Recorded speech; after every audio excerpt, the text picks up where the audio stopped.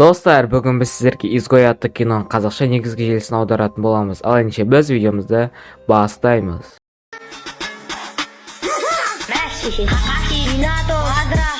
Салам алейкум, что там? Салам алейкум, что там?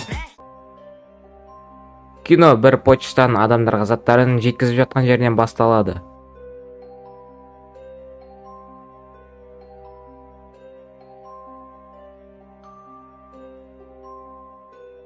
Және әлгі почта компаниясы қалаға келіп, әр адамның заказ беріп, күтіп жүрген заттарын әкеліп тастайды.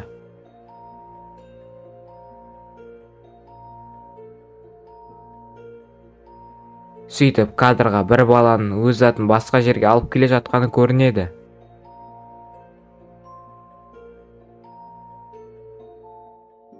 Осы кезде біз басты кейіпкермен танысамыз. Оның аты Исуас. Неге екенін сұрамай қойыңыздар.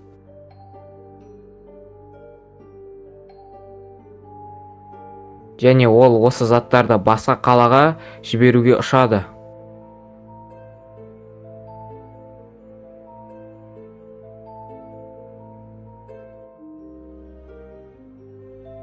Сөйтіп, болмаған жерден ұшақ бұзылып сынады.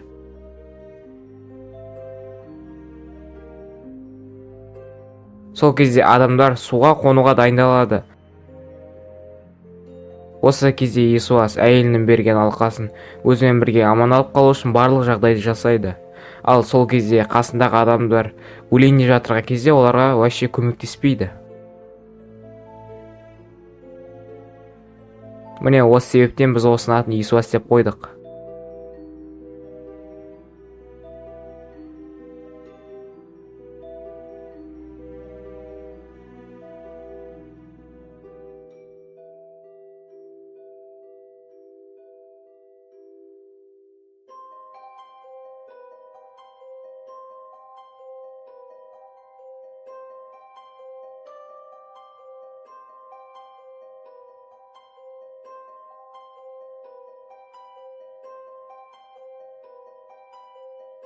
Сөйтіп таң атады, ұшақтан Исуастан басқа ешкім тірі қалмаған, және кейбір заттар ғана бүлінбеген.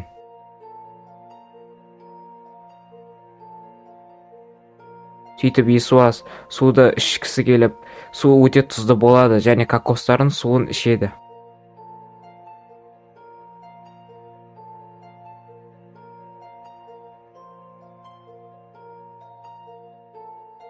Және аралдарды зерттегісі келіп, таудың ең басына шығады. Сол кезде апат болған жерден адамдардың денесін көреді.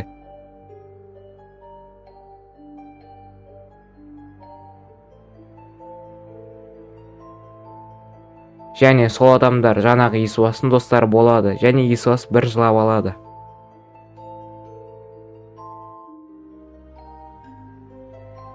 Осылай күндер-түндер өте береді. Және Исуас аң аулағысы келеді.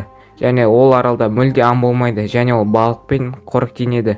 Бірақ балықты күнде шикі жей беріп жалығады.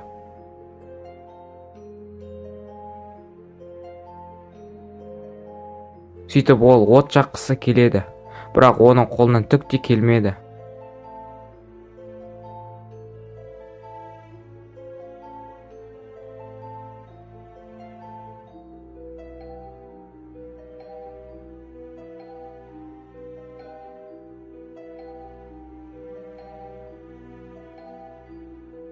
Сосын ол заттардың арасынан бір волейбольный допты тауып алады. Және оның қолының қаны жағылып қалған. Және оған ат беріп, онымен достасып сөйлесе бастайды. Сол кезде оның жолы болып кетіп, отта жанады.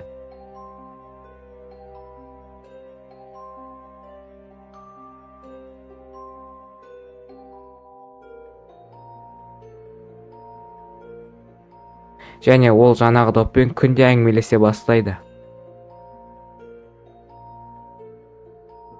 Және Исуас аралдағы жаңағы посылкалардың ішінен заттарды жинап, өзіне кішкене ғана кеме құрастырады.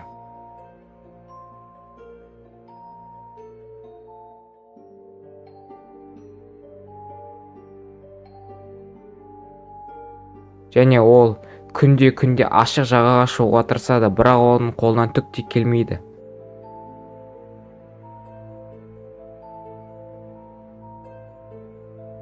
бірақ бір күні қолына добын алып сол ашық жағаға кемемен шығады. Ол ашық жағаға шығады, бірақ кемесі қирап қалады. Сөйтіп ол есінен танып қалады және таң атқан кезде оны бір үлкен кеме тауып алады. Сөйтіп Исуас кемені көріп қатты қуанып кетеді және Исуас сол кемемен құтқарылып, отбасымен кездесіп бақытты болып осы жерден кино аяқталады.